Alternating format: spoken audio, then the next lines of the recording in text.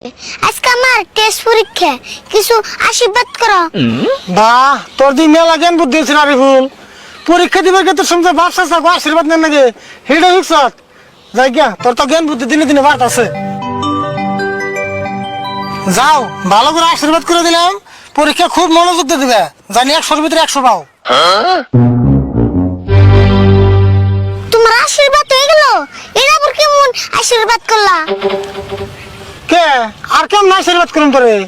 একবার অন্তর থেকে আশীর্বাদ করে দিলাম।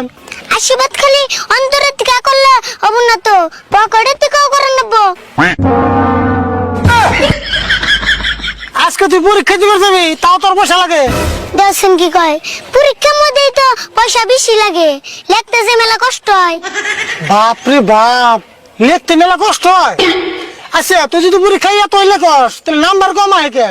নাম্বার তো কম আইবই, যে আশীর্বাদ করো তুমি। দেখছ আবার কি কয়, ইয়ার থেকে তোর আর কত ভালো করে আশীর্বাদ করে রাখবো।